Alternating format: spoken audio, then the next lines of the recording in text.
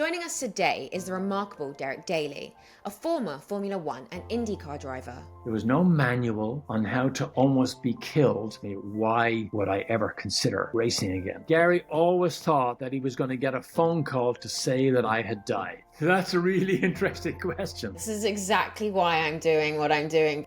From the fast-paced tracks of Formula One to the high-speed corners of IndyCar, Derek was forced to process disasters and a fear at a young age quickly. Witnessing a devastating crash in his second F1 race in Monza, to a life-changing IndyCar race, which split his car and left him with severe injuries, Derek continued to get back behind the wheel. How did Derek get back into a race car despite the fear? Why did Derek race again? How can you activate the driver within? Through processing disasters, navigating through fear, and finding the courage to get back on the track, join me through the life of Derek Daly. How are you today, Derek? I am good, Talia. Thank you for inviting me on your show. Oh, it's absolutely my pleasure. No need to mention it. So I want to know a little bit more, obviously, about, your background, your past, everything that, has led you up to where you are today. But first of all, where are you in the world? Because obviously you're originally from Ireland, but where are you now? Currently, I am in Indianapolis, Indiana. I have a home here. I spend most of the summer here, and I spend the winter in Arizona, Phoenix, Arizona. But as I look out the window, it is a spectacular day in Indianapolis. Well, as I look out of the window, I'm not going to lie to you, it has just started pouring. Yeah. Yeah, I don't miss that at all. No, that is British summertime for you. Yeah. Very nice, very nice. I'm jealous. You're very lucky. I am very fortunate. I truly am. So, like I said, what we're going to do is we're going to obviously talk all about, where you are now, what you're doing, and kind of what led you to where. But obviously what I want to do is I like to go back a little bit. So, wherever you feel most resonates with your story and kind of maybe your introduction into motorsports. So I was 12 years of age in Dublin, walking home from school one day, and I saw a big green truck that came from England with Sydney Taylor Racing written on it. And I was mesmerized by this truck. And I went back to my dad, who was selling groceries. That was his job. He sold groceries at a local neighborhood shop. And I said, there's a racing truck, in our neighborhood. And he said, yes. And the lady who buys her groceries here, it's her brother who owns the racing car. And you can see it tonight at 7:00. We go back at 7. They open the doors, and this beautiful white Brabham sports car with a green stripe and an Irish shamrock was on it. And I actually touched it. And to me, it was almost a life-changing moment. Everything I dreamed about, now I was actually touching a racing car. And my dad said, I'll take you to watch it race tomorrow. There was a small village on the outskirts of Dublin City called Dunboyne, and they hold a road race there every year. And so my dad took me out. We literally sat on a grass bank. This is back in the 60s. We watched the noise and the smell and the screeches and the color and the speed. And it absolutely changed my life right there. Right there and then I told my dad I was going to become a professional racing driver. Now remember, we didn't even have a racing track in Ireland at the time. So that was a bit of a reach. But I told him that's what I'm going to do. I was naive enough to think, well, I didn't have time for a job because it would take too much time out of my day. How could I become a racing driver? I mean, I was that naive, but something clicked that day when I saw Sydney Taylor Racing that literally, Talia, changed my life. I love that because sometimes people don't get those moments. I mean, sometimes people never get those moments, but sometimes people also don't get those moments till much later in life. And the fact that you had it so young and you kind of went with this big dream of, that's what I'm going to do. Yeah.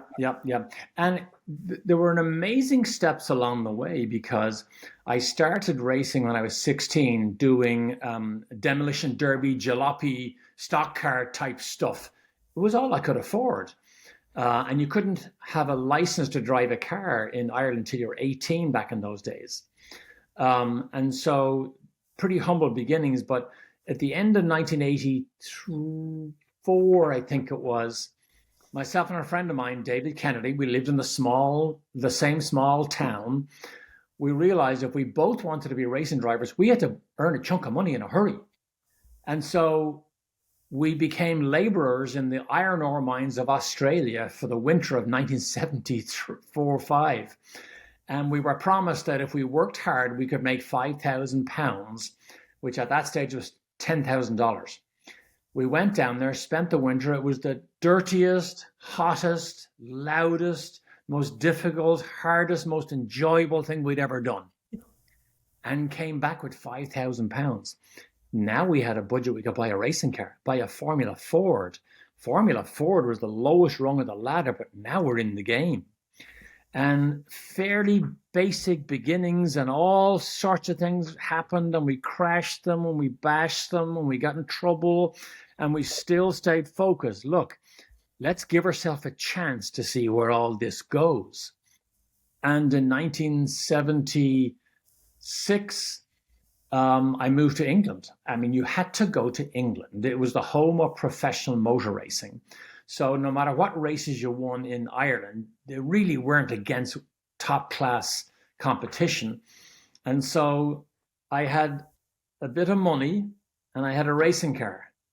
So I could spend the money living, but I couldn't race at the same time, or I could race, but I couldn't live. So I bought an old school bus, took all the seats out of it, cut the back out of it, put some ramps into it. My mother made the curtains. My dad made the mattress. I put a toolbox, a racing car, and off I went. That was it. It was the summer of 1976 in England. Believe it or not, amazingly, as bad as the weather might be there today, 1976 was the last great hot summer that England had. Day after day, we had beautiful weather. So it was a great time for me to be a gypsy motor racing driver, going from racetrack to racetrack, trying to make enough money by winning a race to go on to the next one. And it was an amazing time that was never planned, Talia. We never planned, this is what we'll do, this is how we'll do it, and this is how we progress. It was just, let's go. Let's go and see what happens. Let's just rely on our wits and see what happens. And at the end of 1976, there's a big race in England called the Formula Ford Festival. And 1976 happened to be the James Hunt won the World Championship. And so that race was christened Tribute to James. Marlboro sponsored it. 150 drivers from around the world gathered at Brands Hatch in England, just outside London. And I happened to have a magical time. Won all the races, all the heats, all the finals. And James Hunt actually handed me the trophy.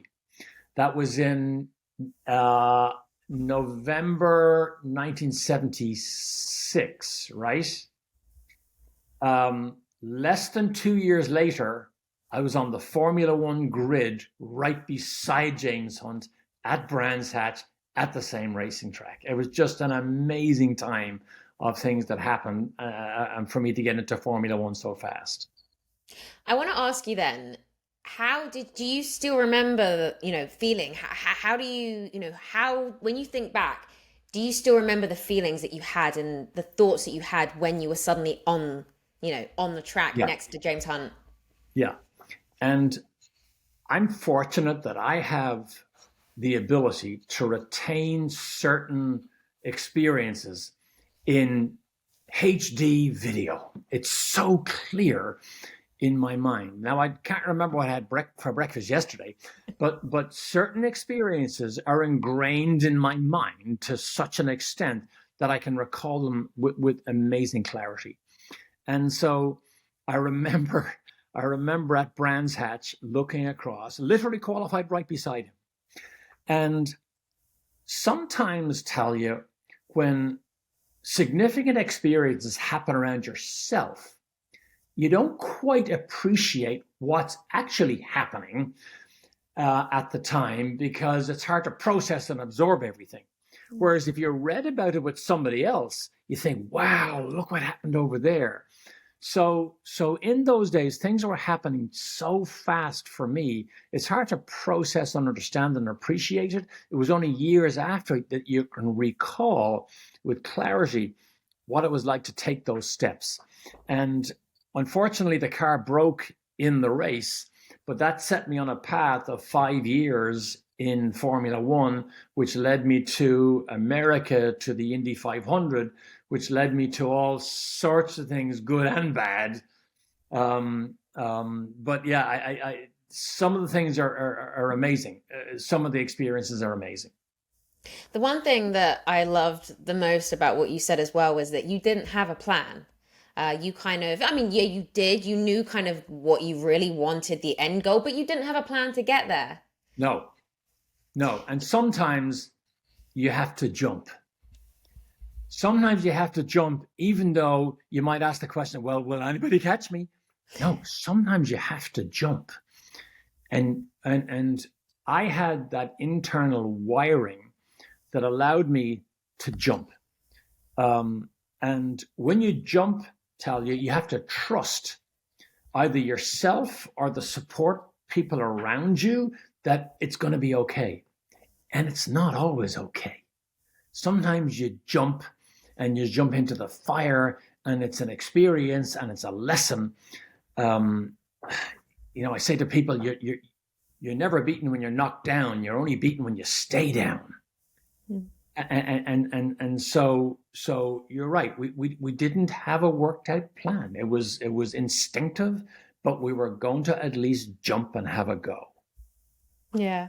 And I think that's the most important thing. And I think what you said as well about you jump into the fire and it doesn't always work out. No, it doesn't. Sometimes you get burnt, but you learn. It's like the phrase, learning from your mistakes and things like that. But then having trust that even if you jump, no matter how big the jump, someone or somewhere, something will catch you. Exactly. Remember, even when you lose, you don't lose the lesson. And the lesson becomes part of this amazing platform that you build on, that you can jump even bigger and higher and faster and farther the next time. Yeah, no, I mean, I completely agree. I completely agree. And then, so before you kind of left Formula One, how was your time in it? I had some of the most amazing experiences, and I didn't realize it at the time, but I was forced to mature and grow up rapidly. So my second Grand Prix was in Monza, Italy, arguably the most famous racetrack in the world. And one of the biggest names back in those days was Ronnie Peterson. He was from Sweden.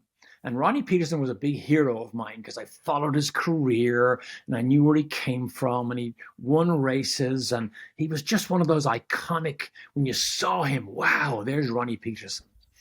And so at the start of the race, there was a big crash. On the run to the first corner, Ronnie Peterson got hit by James Hunt. Car spun, hit the guardrail, and in those days, cars were nowhere near as strong as they are now.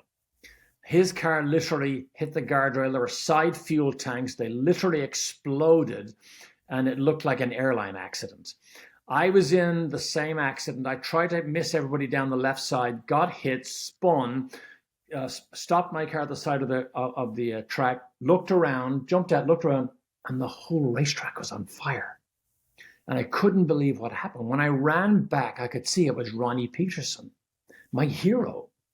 And so myself, James Hunt, Didier Pironi, Marzario, and somebody else, 5 of us gathered around this burning wreckage in an attempt to, we've got to get him out or he's going to die in the car. And it was one of those times where I was so scared. The adrenaline was pumping so much. My eyeballs were going in and out like this. I could barely see what was going on. It was such a scary time. And we realized if you ran into the fire, it could be a disaster. If you didn't, it would be a disaster. So you're in a no-win situation. So there's 5 of us around. As it happened, James Hunt was the one who jumped in, undid his belt, and grabbed him and threw him out on the ground right at my feet. and I could see he was still alive because he was able to move his arm, but I could see his legs were so badly damaged they were like a rag doll. And I remember this is my second Grand Prix race. I'm looking at my hero, who's literally almost dead. The place looks like an airline accident. I walk back from the track to my pits, and a journalist starts to ask me what happened. And I couldn't tell him. I started to cry because I wasn't able to verbalize what I actually saw, because I'd never experienced anything like that before. I go back to my pit. I'm with my my wife. I'm with my team. I'm with my family. I'm still trying to explain to them what I saw. And so after about 20 or 30 minutes, I could barely gather myself together when my team manager came up to me, put his hand on my shoulder and says, "The race is going to restart in 20 minutes. The spare car is ready. Pull yourself together." I thought, what? And I put my helmet on. You go completely emotionally cold and numb.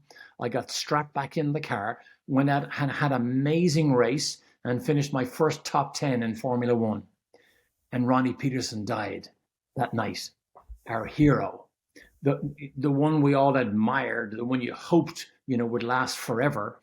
And we knew he was dead, and everybody in the paddock just packed up their stuff, got it to the airport, because we were racing in America at Watkins Glen the following weekend. So the show must go on. So do you see the type of experiences you're forced into that you have no training for? You just have to have the ability, Talia, to process disasters, process it, make sense of it, and decide what's the route you're going to take to move on. And can you imagine that at such an early stage in my racing career? And then just, the type of experiences motor racing gives you, because they say it's a colorful, glamorous, fast-paced, success-oriented, and very dangerous sport. And it's a bit untouchable, which is why so few go into it. But that was one of the amazing experiences. Yeah.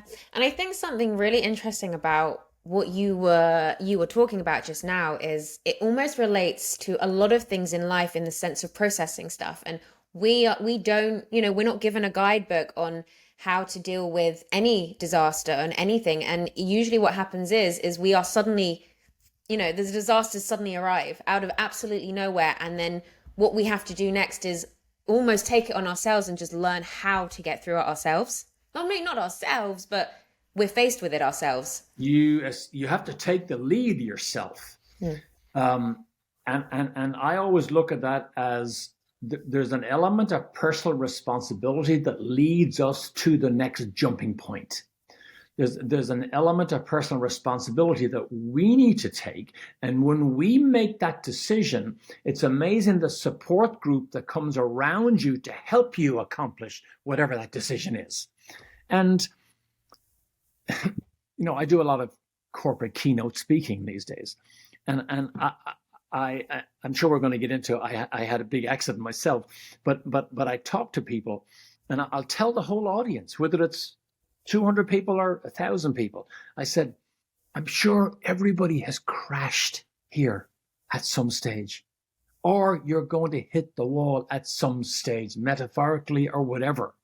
And you're all going to be challenged on how you process it and how you move forward. And when you try and bring it down to personal responsibility, I love to see the audience go a bit blank and thinking, wow, he's talking to me. Yeah, I do have a personal responsibility. And quite frankly, Talia, not everybody can pick themselves up. But I always use the word pictures. I try to visualize where the next jumping point would be and where the next steps are. And once, because I'm a visual learner, show me, don't tell me type of learner. And once I could visualize it, it was easier for me to drive towards it. And I think then with all of that in mind, before we obviously do get onto your crash, how as a driver then can you watch something like that. It's your second Grand Prix. Watch something like that. And then, I mean, there must be fear involved, of course, but then get back into a car and then have a great race. I mean, how can you do that? And that's the ability to actually process something and put it away, put it behind everything that's going on at the time. If you can't put it away, then you probably will never be successful as a racing driver because you'll be fearful. And you ask a racing driver, are you ever afraid? Oh, no, gladiator. They are, but they have the ability to put it away and hide it so it's not up front and center.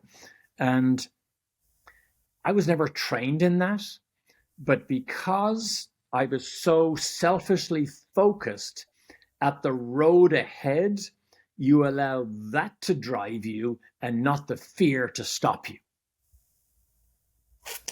That's a really interesting point because I once saw something online in exactly that way, which was, I think it was about skiing, and I think it said something about being off-piste skiing, and if you always focus on the trees, so the obstacles, you're more likely to crash. But if you just focus on the snow and the path, Yeah. you're focusing on the direction you're going. Yes. Yes. And it's easy to say that, but you have to have the confidence to commit to doing it. Hmm. Yeah. Okay. Yeah, no, of course it is. It's definitely that with the confidence. Of course, it's Yeah. taking action it's taking action on that. Yes. Yes. Yeah. So, obviously now I do want to talk about what happened to you and your crash. So, in your own words, kind of what happened? So I moved to America in 1983 because I was fascinated by the Indianapolis 500. I had come from Formula One, where our average lap speeds were 150, 160 miles an hour. In America, in the Indianapolis 500, you're not even going fast enough to qualify at 160 miles an hour average. And so they were doing 200 miles an hour, and I was fascinated by the edge that they ran towards, the magnitude of the event. And so I came to try it just for curiosity and never left. My life just took a completely different turn, never planned, never expected it. But in my second year of IndyCar racing, I lost control of my car at about 219 miles an hour, had one spin, made a direct concrete wall impact at 212 miles an hour, and the car literally exploded. In the impact, I was obviously unconscious, so I don't remember all the crash bang stuff, but I have an amazing set of photographs whereby my mind is still active trying to protect myself, even though the car is smashed and destroyed and I'm already gravely injured. So after the impact, again, about 2 seconds before the car stopped rolling on the road, it was broken in half and my legs were actually dangling out the front of the car, bouncing off the road as the car rolled to a stop on the racetrack. I remember all that so clearly. I remember the safety crew arriving. I remember the doctor arriving. He knelt down in front of me and I was asking him, I happen to know his name, Steve, I need a drink. And he wouldn't respond to me. I asked him afterwards, I said, Steve, why did you not come up to me? He said, you were so gravely injured that my job at that time was to look into your eyes and to see if you went into shock, we had to react completely differently because we knew we could lose you very quickly. And of course, I never realized that. To give you an idea of the injuries, I was taken helicopter to intensive care. I was in intensive care for a month. I was in hospital for another month. I was in a wheelchair for another 2 months. I was in crutches for another 2 months. It was 6 months to the day before I actually stood up on my own two legs. I had severe dislocations of my right foot and right ankle, and I lost all the soft tissue on my heel because it ran along the ground at more than 100 miles an hour when I was trying to slow down. I had a toe traumatically amputated on my left foot. I had a crushed left ankle. They took a bone graft from my hip to rebuild the ankle joint.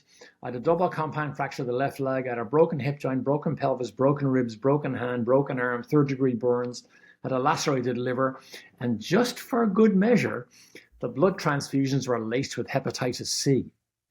Back in the early 80s, there was no AIDS screening or hepatitis C screening. And as bad as my orthopedic injuries were, hepatitis C at that stage was known as the silent killer, because people didn't have any pain, it just ate their liver, which automatically killed them. And so I was in therapy for almost 3 years, learning how to walk. I had friends come in and said, are you going to go back to racing? And then an even more pointed question is, why would you ever consider going back to the sport again? And, that was another time, Talia, where you're not prepared, you haven't been coached, there was no manual on how to almost be killed and how to recover and how to move on. And while I was on heavy pain medication, it's actually hard to think straight because you're being chemically managed as opposed to free to think straight and plan for yourself. But as the medication began to come down, and by the way, that was another funny story. I was on something called Percocet for pain. I couldn't eat, so I was on something called Tygon to help me eat. I couldn't sleep, so I was on sleeping pills. And then finally, the doctor gave me a little blue pill. I looked it up. It was called Valium. I thought, if I'm on Valium, and he thinks I'm completely screwed up. So I called the doctor. I said, as of today, all the medication is going in the bin. I'm done. I have to completely clear myself of all the chemicals. I have to recover internally as well as externally. And he pleaded with me. He says, no, you can't do that because you have to wean yourself off. It'll be really bad. I said, I'm done. I was awake and alert for 3.5 days and nights. I had the shakes. I had the sweats. I had a toxic feel. I would shout and scream. It was so bad. The room would spin every day. There was a wooden knot above the television. And if I didn't focus on that wooden knot all day, if I closed my eyes at all, the room would spin. I was in a terrible state. But after about 4 or 5 days, I had 30 minutes of a good feel. And then the next day, I had 45 minutes. Then I had an hour. Then I had 2 hours. And over the course of about a month, all the good times overcame the bad times, and I was finally off all the medication. But again, the internal driver told me, I've got to heal myself. But here's the key. Here's the key that helped me answer the question my friends would ask me, why would I ever consider racing again? I thought back to my dad when I was 12, and I told him I wanted to become a professional race car driver. He told me 2 things back then. I didn't understand them back then. He said, I will help you in every possible way with your racing career, as long as it isn't financial help you need. Completely understood that. And then he told me, he says, always remember, you'll be completely responsible for the legacy that you leave in the sport. Completely over my head. No idea what that meant until my accident. And suddenly thought, I would never want this to be the legacy that I would leave in the sport that I dedicated my life to. So once that light switch went on, and he had the legacy conversation with me, I realized I had to recover. I had to get back racing. I had to get back to the gym. I had to go to physical therapy once a day or twice a day. I would arise in physical therapy in a wheelchair, then on crutches. I had a little plastic bag of dried vegetables because I couldn't eat big meals. I was trying to eat dried vegetables to get nourishment inside myself, but I had to go to physical therapy because as soon as I could get strong enough, I had to get back in a racing car. A, to see could I drive it again, but B, to get back into the profession that would then allow me to control the legacy that I was able to leave in the sport. And less than 8 months after my accident, I actually qualified to race again at the Indianapolis 500. Now, there's a rule at the Indy 500. You have to be able to walk to and from the car. Sounds simple, right? But the greatest hazard in the 80s was fire. When Indy cars went on fire, They wanted to make sure the driver was able to undo his belt and walk or run from the car. The only way that I could walk to and from the car is I had to have 1.5-inch heel lifts built into my racing shoes. So as I was like a lady's high heel boot, I could actually duck walk to the car, and driving the car was easier than walking to it because it was non-weight bearing. And that year, which is 1985, was the only time I ever finished the Great Indianapolis 500-mile race. I finished 12th. But here's the thing, Talia. I tell people, without my recall of the conversation to my dad, would I have taken the step and driven myself? Or without the personal responsibility, would I have taken the step and pushed myself? Or without the clear picture of where I can go, would I have taken the step? So do you see how my mind worked, and how ultimately it's the personal responsibility and the structure that was personal to me to actually visualize where I was going that drove me back. I became a full-time race car driver again. My accident, it was the hardest crash impact a driver had ever managed to survive at that time. So it was high profile. Television at the time were interested, how did you survive? How did you make it? How did you get back? My television interviews turned into a 10-year contract. So while I was back racing, I suddenly became a television commentator. And then that led to another unplanned career for another 20 years after that. But the key steps, it's a bit like you, Talia. You know, I got back up. Your got back up has certain steps to it. Everybody's I got back up will have certain personal steps to them. But you gotta commit to doing it. You got to commit. And I'm hardwired to commit selfishly sometimes.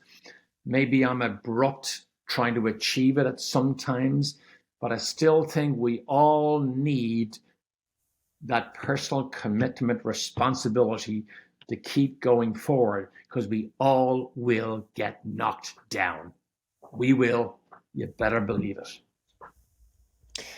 See, I'm just gonna say this is exactly why I'm doing what I'm doing, because I get to, so, I get to meet people like you, and obviously it's to it's to motivate and to inspire so many other people to get back up, but it inspires me. And just listening to that, I mean, you just kind of, in a nutshell, Yeah. explained exactly what I got back up is. And it's small steps, and everyone's journey is very different. Everyone perceives it, everyone's perceptions, everything is so different. Yeah. But everyone does have the power in their own way, no matter how deep inside, Yeah. to get back up. Yes.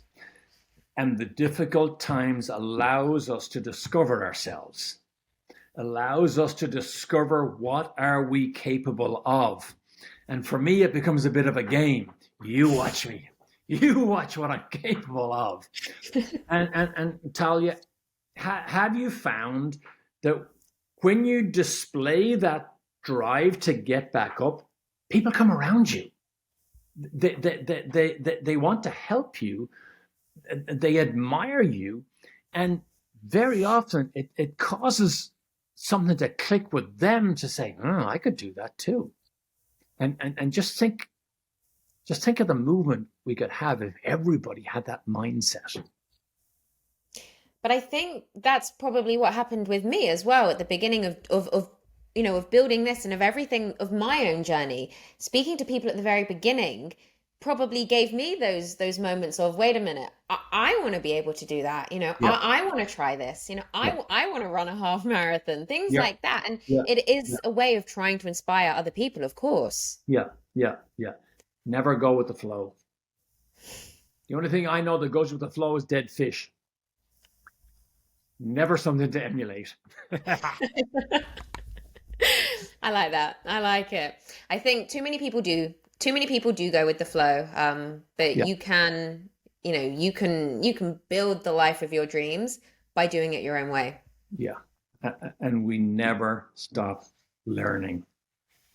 The experiences keep coming.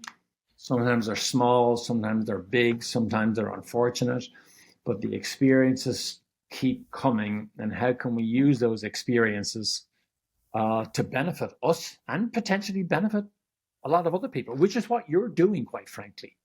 If you can affect the mindset of one or two people, mission accomplished. Yeah, yeah. Yeah. And all it takes is one person. You're right. All it takes is one person. Um, and then with all of that in mind, I wanna bring up the question about fear again, because obviously we discussed it after, you had the second Grand Prix, but Yeah. now you've been in an accident. I mean, obviously you've discussed how you were able to deal with it back then. And was it the same way after your own accident that you were able to kind of channel that fear and say, I'm getting back in a car? That's a really interesting question because I'm going to give you a very honest answer. So before my accident, I was fearless. Um, I would take the chances. I would overdrive at times. After my accident, I got hurt so badly that the pain of an accident of that magnitude was going to stay with me forever. I could compartmentalize it and put it behind me, but I could never totally forget it. And I believe from then on, even though I won the biggest international races of my career after my accident, I still think that bravery element and that ragged edge was never quite the same. Now, it's highly possible I was better because of it. But because I got hurt so badly, I could never quite put it behind me and never think of it again. And maybe that was another learning experience for me. Maybe that was another time I had to go through to understand that. Because when you're aware of what happened, maybe there's a way to use that to your advantage in the years to come. Maybe the corporate keynote speaking that I do, and I talk about this, maybe that gives somebody who listens to the story the confidence, well, I'm not odd after all, that I still remember something that was bad that happened to me. But I was able to go back. I was able to control the fear. I think that's probably a better word. I was able to control the fear sufficiently to continue to be successful. If we don't control the fear, maybe we put ourselves into dangerous situations too often. Yeah, and I think with regards to fear, it's the kind of the thing of feeling the fear, but not letting it stop you. So doing it anyway, even with the fear, and it is maybe that's a way of channeling it or controlling it, learning how to deal with your own fear. Yes, and you mentioned it earlier, we're all individual. We all have our own unique ways to deal with it, handle it, process it, and move on from it. And your structure will be different to mine. There might be some things in my structure that you say, that's a good idea, or something in your structure that I would say, I see, I got it. Yeah, I get it. By the way, the fact that you're even doing the podcast tells me your commitment to what you learned and spreading the gospel that potentially can help other people. But yeah, controlling the fear is big. If you don't, I think you'll probably die. Yeah, and I think even with that in mind, it's important for anyone listening and for people to know that we all get scared. We all have fears some more than not, but we all get scared every once in a while. And, we still do things, even when they scare us, we still do them anyway. And so my oldest son is now a professional racing driver. races at the Indy 500. And I get the question all the time, what's it like? I would say to people, oh, I'm not scared. No, I'm not fearful. But I've seen him have accidents right from the time he was 10 years of age in go-karts. And when I see it and I become aware of it, my heart skips a beat. So I know, although I say I'm not scared and I'm not fearful, I know it's there, it sits there, and it gets activated when I see something happen. So, again, I think you're right. You have to find a way to be aware of it, absorb it, process it, and then move forward, move on from it. Yeah, no, I completely agree. And then with all of that in mind, I want to ask, what's some advice that you would give to somebody that's, I mean, there's two different ways we can look at it. You know, they've just gone through something that's completely, life altering, whatever it is, whether it's an accident or something very different. And they're at that stage where they are too scared to take any step, whatever it may be. What would you say to them if they came to you? As you process whatever happened, you don't have to process it overnight. If it takes a week or two or a month or a year, it's okay. You're going to process it in your own time. It's a bit like kids. Kids learn in their own time. They absorb and process information.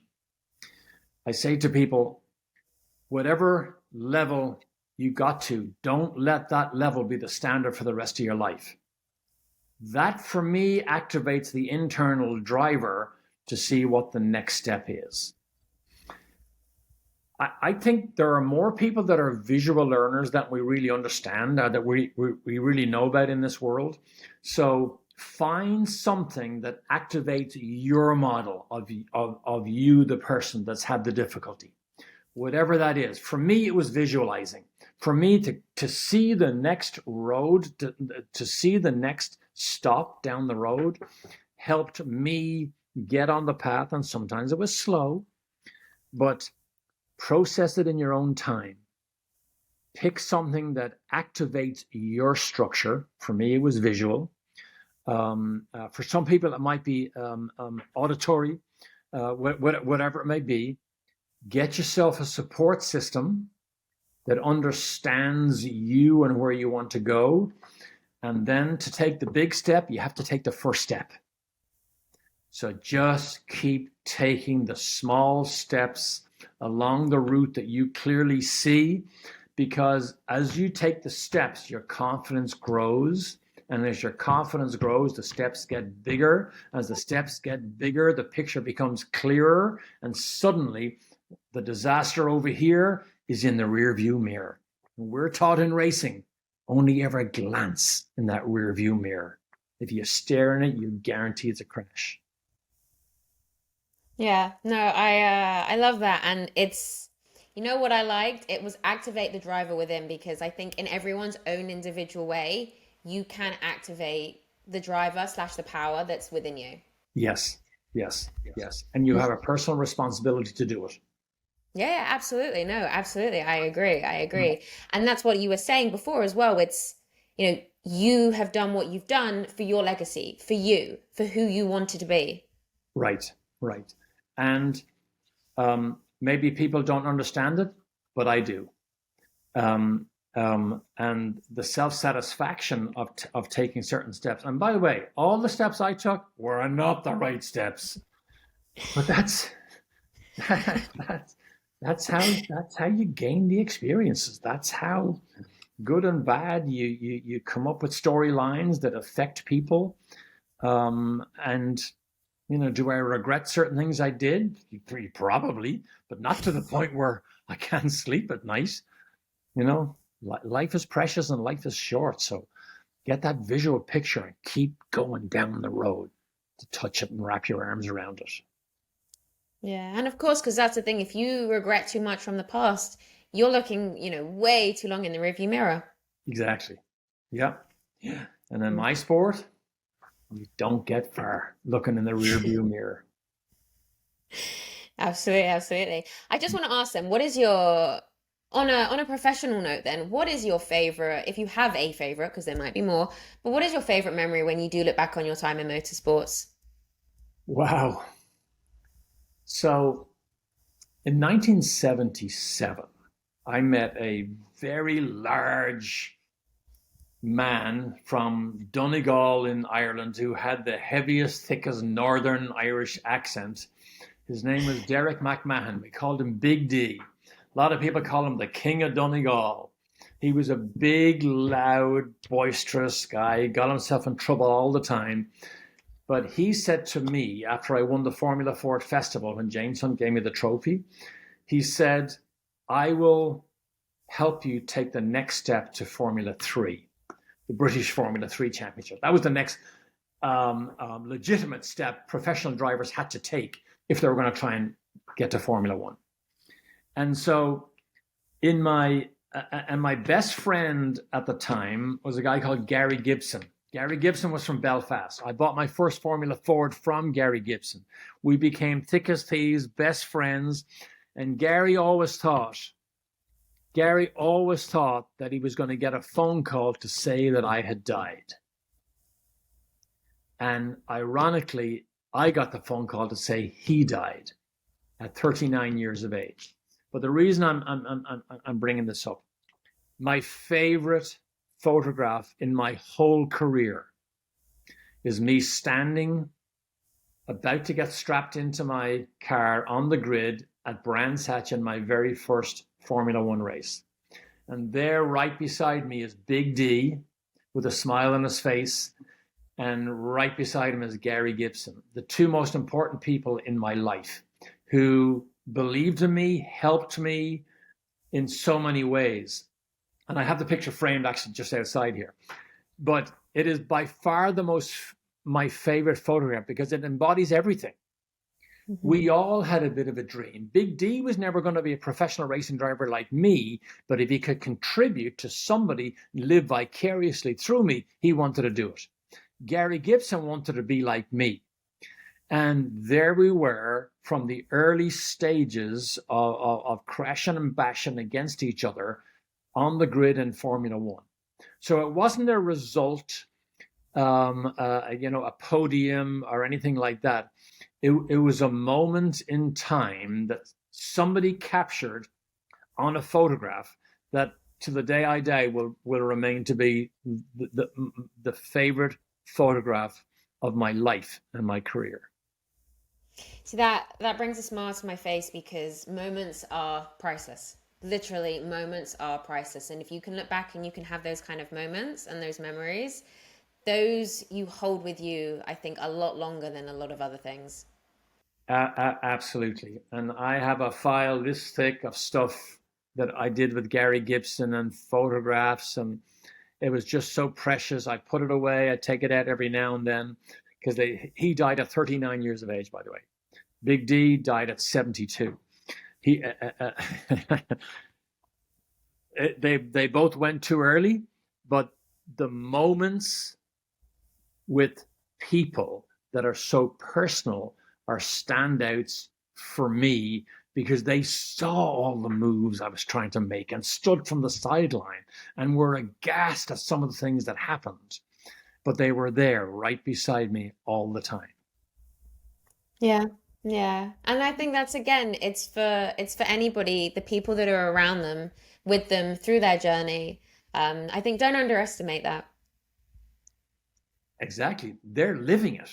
You just don't understand that they're living it with you. You don't appreciate it at the level because the disaster is happening around you at the time, but there's a lot of other people living through the process of how do we get through this?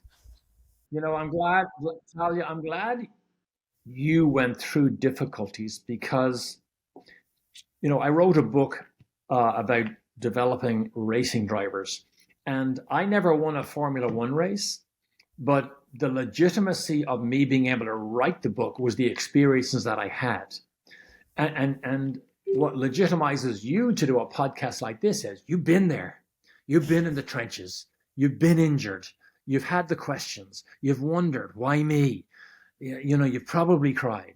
And so the trenches is an unusual place that not everybody gets to, but when you do get there, it don't you find it gives you a different foundation for the types of questions to ask, and once you hear the answer, it reminds something that you did or saw, and it just leads you to unfold these amazing conversations. So, I'm sure it was painful for you, and I don't know all the details, but there was a good reason that you went through all that.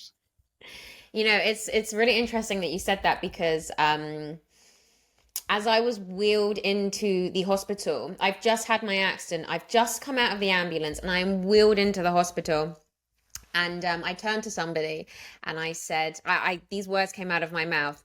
I said, everything happens for a reason. And they looked at me and they went, tell me what this reason is. I said, I don't know yet. Yeah. I haven't figured it out, but I will. Yep. And as my Irish mother, who's 95 and still healthy, as she always says, there's nothing bad that couldn't be worse. Yeah. No, I absolutely, really, absolutely. It makes a lot of sense. And you're right in a way of when you've been through something yourself and you do speak to people, and you hear their story and you hear what they've been through, you can relate, even if the stories are so different. Yeah. You can relate, because it does take you back to a time where, ironically, we actually all have been through it, but in our own way. Yeah. I agree. Yeah. Anyway. So I just want to ask them before we do finish, how are you doing now? Good. Physically, I'm in remarkable shape. I've had 19 surgeries. I have a surgically fused left ankle. What that means is they run 4 screws up through your heel, up into your leg to fuse the ankle. I have a fused big toe on my right ankle. I've got an implant on my right foot. But the only thing I can't do is run in the Olympics or play soccer at Manchester United. You know what? I was never good enough for that anyway. So I don't miss not being able to do anything like that. I'm able to do pretty much what I want all day, every day. I think I healed remarkably well, and whatever I need to adjust to physically, I just adjust to it. People don't know. I don't shuffle. I don't limp. People would never know that I have all these orthopedic injuries, and so I consider myself extremely fortunate. Yeah, that's a really nice way to think about it and put it into perception. So it makes a lot of sense. Yeah. So are you a Manchester United fan? Oh yeah. Old Trafford. I remember the Matt Busby days. Oh yeah, Dennis Law. Oh yeah. Well, I'll try not to mention then that I'm an Arsenal fan. Hey, so you're still carrying an affliction. Maybe just a small. Yeah. Well, it's been an absolute pleasure to speak to you. Next, by the way, when Arsenal play United next season, so not long to go, I'll be thinking of you. Yeah, good. Okay. Well, it's been a pleasure to have you on today. Is there anything else that you'd like to share? No, we covered it all. It's been a pleasure. Thank you so much for joining me. Thank you, Talia. Thank you for taking the time. And good luck. This is going to grow big and big and bigger. Derek's story is a powerful reminder that no matter how challenging life gets, we can navigate through any disaster and emerge stronger on the other side. It's up to us. So this week, activate the driver within you. How often are you looking in the rearview mirror? And how long are you looking? Are you glancing, or are you way too focused on what is behind you? It's time to look ahead, look at the track, and focus on the drive. Stay tuned for more incredible stories, and thank you for joining us. Until next time, remember that you too have the power to get back up.